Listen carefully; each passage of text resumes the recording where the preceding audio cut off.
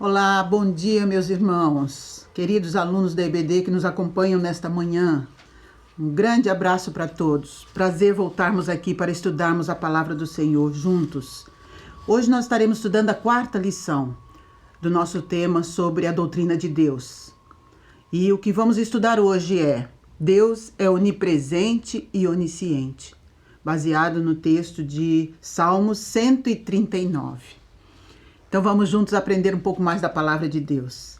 Colocamos como objetivo, trazido na revista dos professores, compreender o significado da onisciência e da onipresença de Deus. E sermos capazes de descrever isso para aqueles que nos perguntam por que cremos em Deus. Então, ao final desse estudo, nós desejamos que possamos aprender um pouco mais da importância dessa onisciência e dessa onipresença de Deus na nossa vida. Eu gostaria de introduzir com algumas reflexões também trazidas na revista do professor. Há algo que você está confiando a Deus que somente Ele pode fazer? Essas questões têm a ver com os atributos de Deus. Deus sabe tudo que você faz, tudo que você diz ou pensa. Como soam os seus ouvidos a esta afirmativa? Procure tentar responder aí. Letra C. Não há lugar onde possamos nos esconder de Deus. Isto lhe causa conforto ou temor? Então, ao longo do nosso estudo, vão tentando aí responder essas questões, mesmo que seja no chat, se você desejar. Então, nós vamos ver que a onisciência de Deus é para cuidado e proteção nossa. E não pensarmos num Deus que fica nos vigiando o tempo todo. No estudo de hoje, estudaremos dois atributos. Esses dois atributos, então, nós vamos enfatizar. Geralmente estudamos onipresença, onipotência e onisciência, mas onipotência já foi estudado com o pastor Cleverson na lição passada. Então hoje vamos nos deter nesses dois atributos, onipresença e onisciência de Deus. São atributos absolutos, são atributos inseparáveis, inerentes a Deus e que devem nos encher de reverência. E eu gostei muito de uma frase colocada na nossa revista, que diz assim, que Deus, sendo Ele quem é, Ele não nos tratou conforme a nossa índole e praxis da vida. A sua graça nos elevou de perdidos pecadores a cidadãos dos céus. Isto é maravilhoso, pensarmos que Deus nos resgatou desta forma tão profunda. O que pensamos sobre Deus e nosso relacionamento com Ele determina o que pensamos sobre as outras coisas. Como pensamos quando olhamos para o universo, o que pensamos quando lemos a palavra de Deus, o que pensamos sobre o pecado, sobre a fé, sobre a obediência. Isso é determinado em nossa vida pela nossa visão de Deus. E conhecer Deus, então, corretamente, é essencial para se ter uma vida plena nesse sentido e neste mundo, não é? Então, o Salmo 139, que nós vamos estudar hoje, que é conhecido por todos, nos incentiva a permanecer num relacionamento correto e mais profundo com Deus. E o autor da lição, ele vai dando pequenos títulos, e nós vamos usar esses pequenos títulos ao longo do estudo desta manhã. O primeiro subtítulo que ele coloca aí é Sua onisciência maravilhosa. Sua quer dizer, a onisciência de Deus. E ele se baseia, ele vai aprofundar um pouquinho os seus estudos, do verso 1 a 6, do Salmo 139 que nós vamos ler. Acompanhe aí. Senhor, Tu me sondas e me conheces. Sabes quando me assento e quando me levanto. De longe penetras os meus pensamentos. Esquadrinhas o meu andar, o meu deitar e conheces todos os meus caminhos. Ainda uma palavra não me chegou à língua e Tu, Senhor, já a conheces. Tu me cercas por detrás, por diante, sobre mim pões a Tua mão. Tal conhecimento é maravilhoso demais para mim. E sobremodo elevado, não o posso atingir. Então, nesses primeiros 6 versos, ele reafirma aí que não há nada que ele não conheça a nosso respeito. E nunca haverá surpresas para Deus. Coisa maravilhosa, né? Às vezes a gente se pergunta, como humano, a gente se pergunta, mas como isso aconteceu? Mas como? Não é possível que isso aconteceu. Mas para Deus não há surpresas. Ele sabe a nossa vida do início ao fim. E essa onisciência, define aí, se você pudesse definir Eu gostaria que você definisse aí no chat, se você quiser, ou no seu caderninho de anotação da IBD, como você entende a onisciência, como você define a onisciência de Deus. A racionalidade não nos permite entender como Deus pode estar em vários lugares ao mesmo tempo. Para nosso Deus não existe tempo e espaço que não se curvem a Ele. A transcendência de Deus é singular. Conseguiu definir aí? Se você quiser definir, escreve aí. O que você entende por onisciência? E a lição nos apresenta que o conhecimento total que Deus tem a meu respeito. Mas eu ampliaria um pouco mais. É o conhecimento total que Deus tem, não só a meu respeito, como a respeito de todo o universo que Ele criou, de todo o mundo que Ele criou, de toda a natureza que Ele criou. Essa é a onisciência de Deus. Então Deus não deve ser temido só porque Ele é onisciente, Ele vê todas as coisas. Ele não deve ser temido como se fosse um chefe autoritário que impõe a sua vontade sobre todas as coisas. Não. A onisciência de Deus deve nos levar a amá-lo com mais profundidade ainda, a respeitá-lo com mais sentimento ainda, de que Ele é um Deus que merece toda a nossa reverência. E o salmista vai colocando alguns aspectos dessa onisciência aí. Olha, ele fala no verso 2, tu sabes quando me assento e quando me levanto. E esse saber é o distinguir, o discernir com o entendimento. Então Deus sabe a nosso respeito. E Ele discerne todos os nossos pensamentos. A Bíblia é cheia de textos que falam isso. No verso 3 ele vai falar que Ele, no verso 2 ainda, Ele penetra os meus pensamentos. No verso 3 ele vai falar que Ele esquadrinha o meu andar, o meu deitar e conhece todos os meus caminhos. Esquadrinhar é o ato de sondar. E eu estava lendo o que esse verbo traduz para a gente, e ele fala que é o examinar com grande empenho, examinar com minuciosidade. É assim que Deus olha para nós e nos examina. E o que vem confirmar esse esquadrinhar é a própria palavra de Deus lá em Hebreus. Olha aí o que diz o texto de Hebreus. Quando reafirma esse esquadrinhar de Deus sobre a nossa vida, e nós nos lembramos lá, o Deus encarnado, né? O Deus que se fez carne e habitou entre nós, que é a própria palavra, ele vai reafirmar aqui, através do autor aos Hebreus.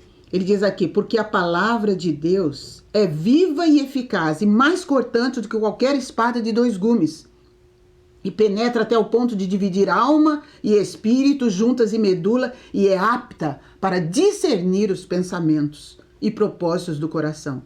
E não há criatura que não seja manifesta na sua presença. Pelo contrário, todas as coisas estão descobertas e patentes aos olhos daquele a quem temos de prestar contas. Olha que maravilhoso! Que maravilhosa é a palavra de Deus quando ela complementa e quando ela completa aquilo que o texto está falando. Então esse esquadrinhar de Deus é feito pela própria palavra de Deus quando nós a lemos. Mas o salmista vai mais além e ele fala que o Senhor nos cerca por detrás, por diante, e sobre mim põe as mãos. O que é isso, cercar? Guardar como se nós guardássemos um objeto valioso, um ser valioso, que não pode se machucar. Veio à minha mente a imagem daquele bebê recém-nascido que é colocado no bercinho e os pais preparam todo aquele protetor de berço que chamam, né? Aquele travesseirinho na altura certa e põe tudo com todo cuidado ali para que ele não machuque a cabecinha, não coloque o pé nas grades do berço, para que ele não se machuque ao se virar, ao tentar se virar. Esse é o cuidado com que Deus nos cerca. Quando uma criança começa a andar, como é que os pais fazem? Eles vão cercando, não é? Cercando de um lado para que ele não caia. Ele está se equilibrando ainda e ele vai sendo cercado pelo pai e pela mãe, todos os lados, para que ele não venha se ferir. E é exatamente assim que Deus nos cerca. Todos os dias de nossa vida, cuidando de nós, nos protegendo para que nós não sejamos feridos. Deus faz de tudo também para que nossas escolhas nos conduzam para o melhor. Às vezes nós ignoramos o que Deus faz por nós, o que Deus quer fazer, e aí a gente vai pelo caminho errado. Mas o que Deus quer, que nós façamos as escolhas certas. E esse pensamento do salmista é confirmado lá. na oração de Ezequiel, em 2 Reis 19, 27, quando ele fala que Deus conhece o assentar, o entrar e conhece também o furor. Então Deus conhece aquilo que pensamos, aquilo que sentimos, as nossas revoltas, aquilo que a gente pensa no nosso coração, os nossos julgamentos. Ele conhece muito mais além daquilo que nós pronunciamos. E ele fala, o próprio salmista fala, antes que a palavra chegue à nossa língua, Deus já conhece. Deus sabe o que nós estamos pensando, Deus sabe o que nós vamos falar. E Jesus, quando ele é cercado por aqueles fariseus, ou por aqueles homens, pelos seus discípulos, ele conhecendo os pensamentos, Mateus vai falar lá, que Jesus, conhecendo os pensamentos dele, disse, por que vocês cogitam o mal em seus corações? Então essa onisciência de Deus nos faz conscientes desse conhecimento de Deus a nosso respeito. E eu achei muito lindo que o próprio Davi, quem a gente está estudando aqui no Salmo 139, lá em 2 Crônicas 28, 9, aconselhando o seu próprio filho Salomão quando estava tomando posse como rei. Quando Salomão estava tomando posse como rei, olha o que Davi fala para Salomão. Ele diz o seguinte, tu, meu filho Salomão, conhece o Deus de teu pai e serve-o de coração íntegro e alma voluntária, porque o Senhor esquadrinha todos os corações e penetra todos os desígnios do pensamento. Portanto, se o buscares, você vai achá-lo. Eu achei lindo esse conselho de Davi para o seu próprio filho. A quem dera nós como pais, pudéssemos nos lembrar desses conselhos e aconselhássemos nossos filhos dessa forma também. Conhece o Deus que eu conheço? Será que nossos filhos, conhecendo o Deus que nós conhecemos, vão desejar conhecer esse Deus melhor, com mais profundidade? Tá aí uma reflexão para a gente. Esse conhecimento de Deus também é reafirmado lá no Salmo 33, 13 a 15. Quando o salmista fala que Deus olha, Deus vê, Deus observa, porque Ele forma os corações. E quando Ele forma os corações, Ele contempla a sua obra. E nós vemos isso lá em Gênesis, quando Deus criou tudo que Ele criava, Ele falou assim, viu Deus que era bom. Esse conhecimento de Deus é reafirmado também lá em João 21, 17. Naquele teste que Jesus faz com Pedro, perguntando para Pedro, Pedro, você me ama? E Pedro responde, sim, Senhor, eu te amo. E ele vai segunda vez, Pedro, você me ama? Sim, Senhor, eu te amo. E quando ele pergunta a terceira vez, Pedro olha para Jesus e fala, Jesus, tu sabes todas as coisas, tu sabes que eu te amo. Será que quando Jesus olhar para nós, ao nos perguntar se nós o amamos, nós podemos dizer para Jesus, tu sabes todas as coisas, tu sabes quando eu tenho medo, tu sabes quando eu tô com raiva, tu sabes que eu não tenho coragem de assumir essa posição, de assumir esse trabalho, de tomar essa decisão. Tu sabes todas as coisas, tu me amas e eu te amo, Jesus. Que essa seja a realidade da nossa vida. Mas lá em 1 João 3,20, de novo, é reafirmado esse conhecimento, essa onisciência de Deus. Quando o apóstolo João fala, Deus é maior que o nosso coração e conhece todas as coisas. Ele é maior que o nosso coração. Enfim, ele sabe desde o princípio o número de grão de areia, o número de cabelo que nós temos. Ele sabe todas as coisas. E aí nós podemos reperguntar, perguntar de novo. Deus sabe tudo que você faz, tudo que você diz ou pensa. Como soa aos seus ouvidos esta afirmativa? Reflita sobre isso. E o salmista vai adiante, ele vai falar não só da onisciência, como da onipresença de Deus. E dos versos 7 a 12 ele vai mencionar isso aí. 7 a 12, vamos ler aí. Para onde ausentarei do teu espírito? Ele analisa essa onisciência de Deus, e aí no verso 7 ele fala, então para onde me ausentarei do teu espírito? Ou em outra tradução, fugirei do teu espírito. Para onde fugirei da tua face? Se subo aos céus, lá estás. Se faço a minha cama no mais profundo abismo, lá também estás. Se tomo as asas da alvorada, se me detenho nos confins dos mares, ainda lá me haverá de guiar a tua mão e a tua destra me susterá. Se eu digo, as trevas com efeito me encobrirão, e a luz ao redor de mim se fará noite. Até as próprias trevas não te serão escuras. As trevas e a luz são a mesma coisa para ti. Aí ele vai analisar nesse pedaço do Salmo 139 a onipresença maravilhosa de Deus. Não há quem possa ocultar-se dos seus olhos. E é uma pergunta retórica que ele faz aí, ele já sabe a resposta. Para onde fugirei do teu espírito? Meus irmãos, desde os tempos da criação do homem, lá no Jardim do Éden, lá em Gênesis 3:8, o homem tenta fugir de Deus. Tenta ignorar Deus, tenta se esconder de Deus. Lembra da história? Adão, Eva, vivendo num lugar perfeito, num jardim maravilhoso, tendo uma vida perfeita, um relacionamento perfeito com Deus, que todos os dias Deus ia ao encontro deles naquele jardim, conversar com eles. Você imaginou Deus vindo ao nosso encontro, conversar com a gente todos os dias? E apesar disso, eles desejaram mais. E o desejo de poder, o desejo de conhecer mais do que Deus, levou Adão e Eva a pecar. E nessa resposta teórica, essa pergunta teórica que o salmista faz aqui, sabendo já a resposta, ele vai dar as respostas nos versos seguintes. Se eu subir ao céu, o Senhor vai estar lá. Então não adiantava Adão e Eva se esconder, porque Deus estaria lá e Deus saberia onde eles estavam. E Deus os acharia. Então se você está tentando se esconder de Deus por algo que você fez, ou esconder algum ato que você fez, Deus sabe. Ele é onipresente e é onisciente. Então não há lugar que a boa mão do Senhor não nos alcance e nos ajude. Mas esse é o objetivo de Deus ser onipresente na nossa vida. Esse é o objetivo.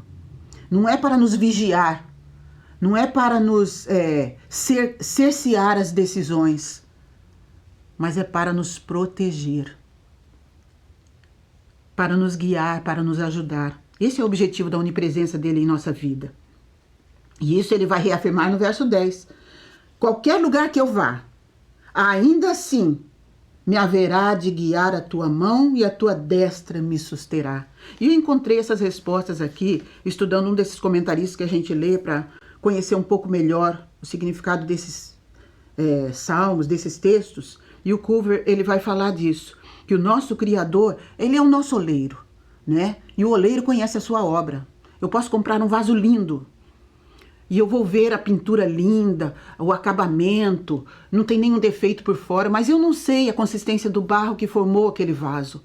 Eu não sei exatamente a qualidade do material que formou aquele vaso. Mas Deus, como nosso oleiro, Ele nos conhece. E Ele formou-nos desde o mais íntimo do nosso ser. E Ele nos conhece. E Ele conhece as circunstâncias que nos cercam também.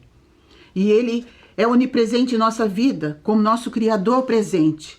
Essa onipresença dele vem nos beneficiar. E o Cover vai falar nisso, que ele nos beneficia para a devoção. Então, quanto mais eu tenho esse sentimento, eu conheço essa onipresença de Deus, essa onisciência de Deus, eu vou poder chegar a Ele em oração, sabendo quem Ele é, sabendo que Ele está presente na minha vida e que Ele me conhece. Ele conhece a minha palavra antes mesmo de eu falar, os meus sentimentos. Então essa onipresença de Deus nos beneficia para a sua devoção. Nos beneficia também para a nossa segurança. Não é bom você sair para a rua e saber que a onipresença de Deus está te acompanhando, que você está protegida por Ele ali? Não é bom você sair, estar em algum lugar sabendo, Deus está aqui comigo, Deus está aqui comigo. Meu marido costuma dizer que Deus é onipresente onde Ele é bem-vindo, onde Ele é desejada a presença dEle. Então, Deus está presente conosco para a nossa segurança. Lembra da história de Daniel? Deus estava presente na cova dos leões, quando Ele fechou a boca dos leões. Deus estava presente naquela fornalha com os 4 amigos de Daniel, com os 3 amigos de Daniel, né? Quando o rei olha e vê 4, porque o Senhor estava presente lá. Lembra de José? Deus estava presente naquelas circunstâncias porque Ele queria fazer de José um ser diferente. Ele queria preparar José para poder usar José. E Ele, na sua permissão, foi permitindo que coisas acontecessem, mas em nenhum momento Ele deixou de olhar para José. Em nenhum momento Ele abandonou José. Ele estava presente ali na sua vida e nas experiências que José estava vivendo. Lembra de Neemias? quando chora e o rei percebe a tristeza do seu rosto, e ele vai e fala: rei, eu preciso reconstruir minha nação. Eu preciso ajudar minha nação a ser reconstruída. Os muros estão acabados, a terra está destruída, a cidade está destruída. E eu sinto que eu preciso estar lá para ajudar. Deus estava presente na vida de Neemias e conduziu Neemias para que ele reconstruísse a cidade, ajudasse na reconstrução da cidade. Então Deus está presente nas circunstâncias de nossa vida. E Ele permite que certas coisas aconteçam para nos tornar melhor. Ele sabe o que Ele faz conosco, para formar o nosso caráter, para nos transformar naquilo que Ele quer que sejamos, para que Ele possa nos usar. E essa onipresença também nos beneficia para a advertência. Saber que Deus está presente na minha vida me ajuda, sabendo que Ele vai me corrigir se eu estiver errada. Quando eu errar, quando eu pecar, Ele vai me corrigir, Ele vai chamar para perto, vai me aconselhar como um filho, como uma filha. Então Deus não tem tamanho nem dimensões espaciais e está presente em cada ponto do espaço com todo o seu ser. Ele, porém, age de modo diverso em lugares diferentes. Com Daniel ele agiu de uma forma, com José ele agiu de outra, com Neemias ele agiu de outra, comigo ele age de uma forma, com Mateus que está aqui gravando pra gente, ele age de outra forma. Então com cada um de vocês Deus vai agir de uma forma, mas Ele está presente. E a palavra de Deus, lá em Deuteronômio 10:14, vai reafirmar que os céus dos céus são do Senhor.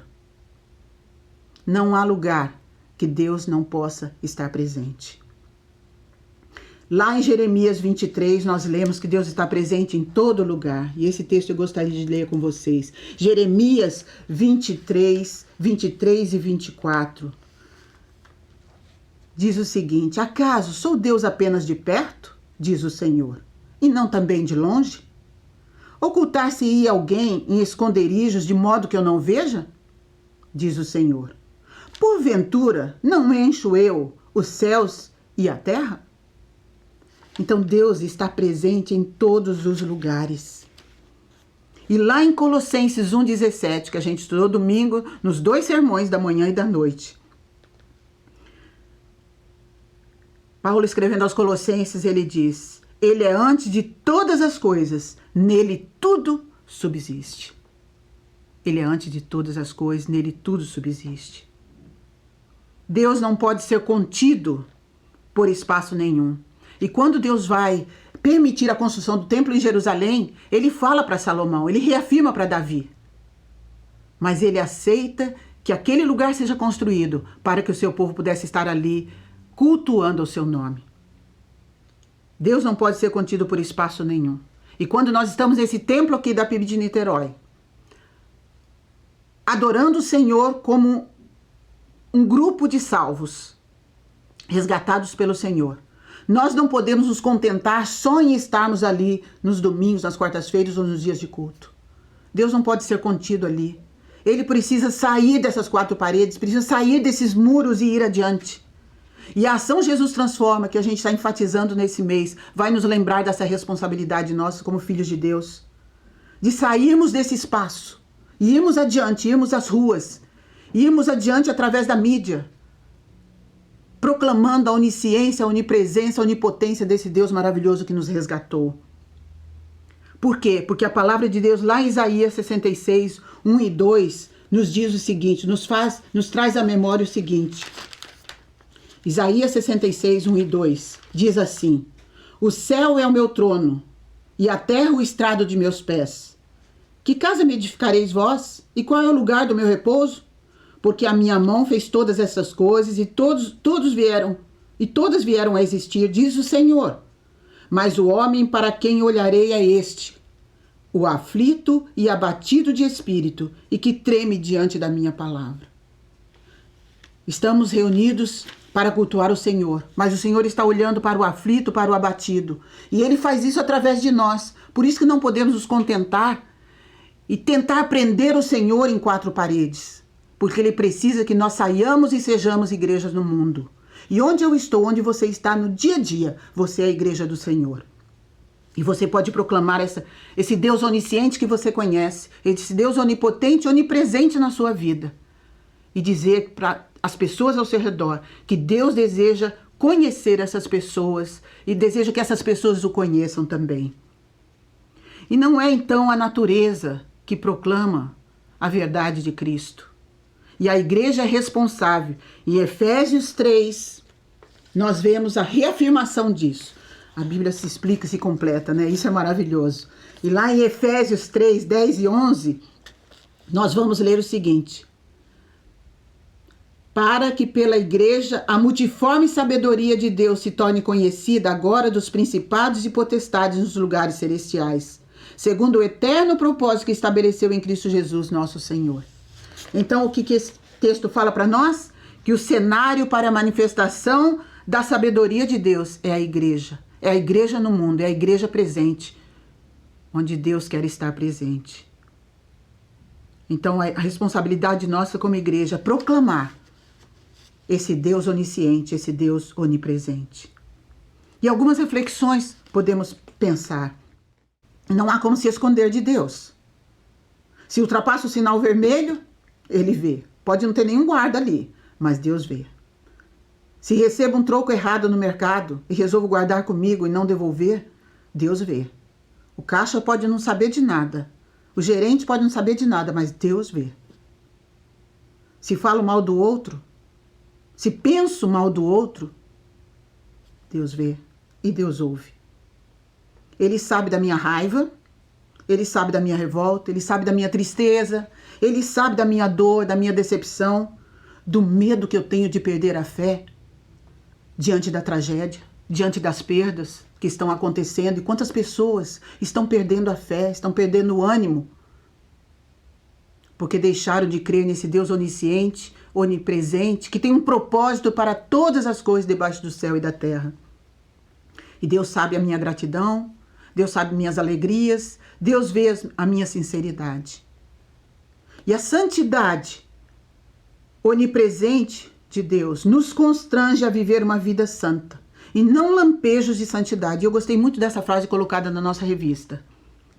O culto deve ser a ponta do iceberg de uma vida inteira de louvor.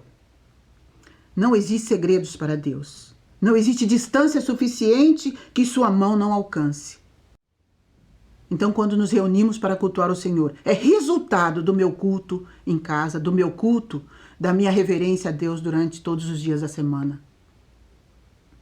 E a nossa oração deveria ser, e deve ser, que o Senhor nos conduza a um nível maior de santidade. Ou como diz a frase daquele cântico, a um nível mais profundo de intimidade contigo, ó Senhor. Que essa seja a nossa oração, a conhecer um pouco mais desse Deus onisciente e onipresente. Mas o Salmo não termina aqui. Quando ele fala dessa onisciência e onipresença de Deus no universo, no mundo, ele vai ainda aprofundar a onisciência e a onipresença de Deus ao me criar na minha vida. E isso tem um significado profundo demais. E o profundo conhecimento de Deus a respeito do homem está descrito no verso 13 a 16. Quando ele diz lá: pois tu formaste o meu interior, tu me teceste no seio de minha mãe, graças te dou, visto que de modo assombrosamente maravilhoso me formaste. As tuas obras são admiráveis e a minha alma sabe muito bem. Os meus ossos não te foram encobertos, quando no oculto fui formado e entretecido, como nas profundezas da terra. Os meus olhos me viram a substância ainda informe, e no teu livro foram escritos todos os dias, cada um deles escrito e determinado, quando nenhum deles havia. Quão preciosos para mim, ó Deus, são os teus pensamentos, e quão grandes são a soma deles.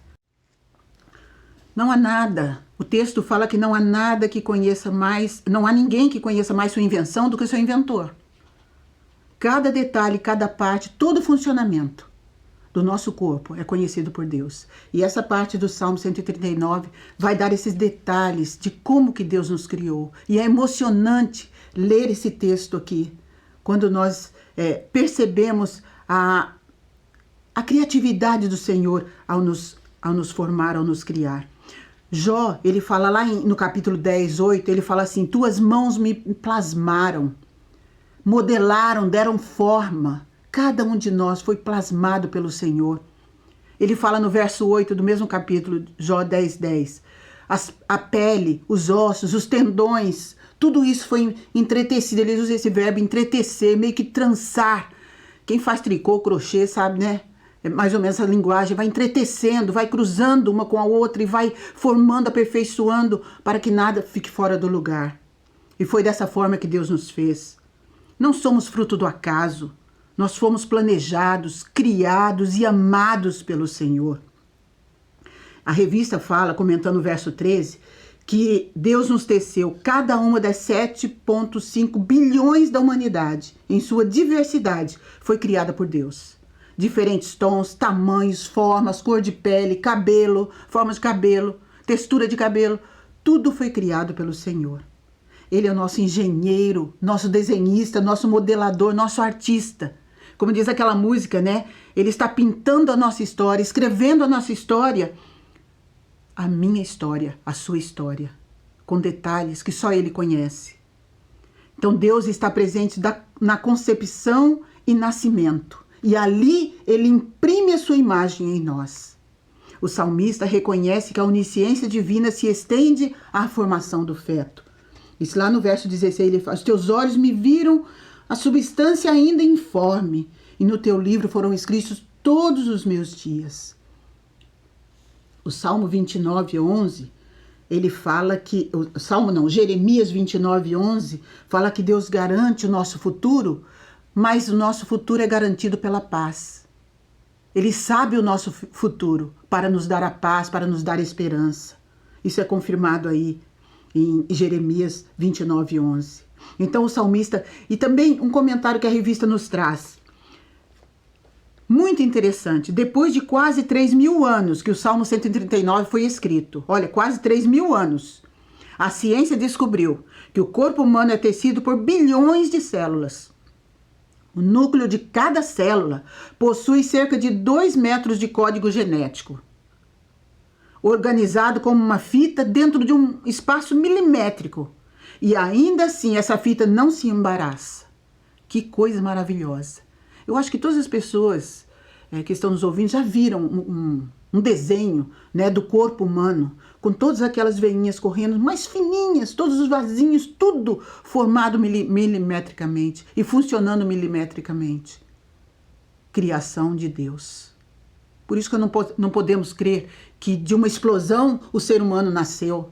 Nós não podemos crer que existe um sobrenatural que não seja Deus criando o ser humano, criando a humanidade.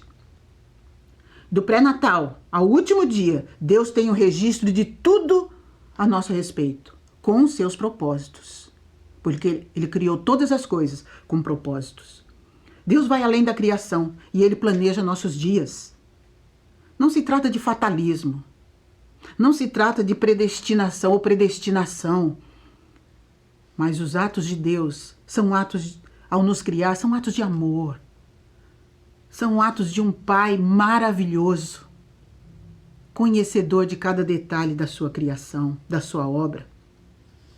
Então nós não podemos pensar que a vida é uma prisão, mas é uma peregrinação. Eu gosto de pensar que a vida é uma aventura. E a vida no centro da vontade de Deus é uma aventura maior ainda.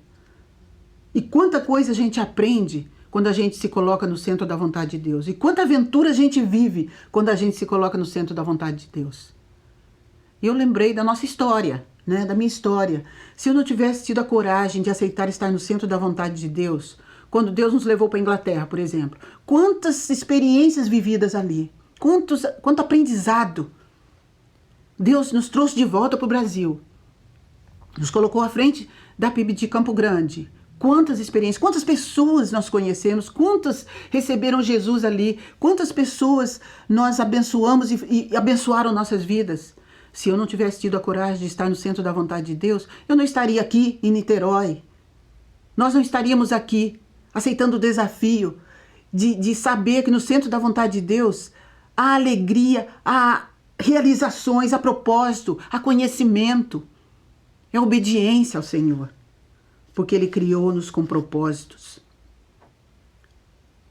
A onisciência, e o autor vai falar ainda que esta onisciência e onipresença de Deus, elas estão a nosso serviço. Esses atributos de Deus estão a nosso serviço. Olha o que o verso 17 vai dizer: Quão preciosos para mim, ó Deus, são os teus pensamentos, e como é grande a soma deles. Se os contasse, excedem os grãos de areia, contaria, sem jamais chegar ao fim. E aí ele vai falar aqui de um desabafo dele, né?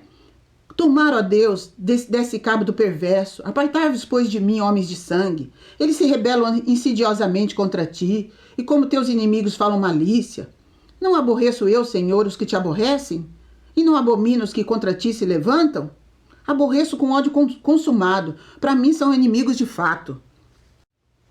O salmista aqui, ele faz esse desabafo, e ele fala, não é possível que diante de tanta maravilha que a gente entende de Deus, ao estudarmos a onisciência e a onipresença de Deus, como concordar com aqueles que não creem em Deus? Como concordar e aprovar aqueles que se levantam contra Deus nas suas ideologias, na sua moral, na sua ética? Como concordar com as ideologias sociais ou políticas que vão contra o Senhor Criador?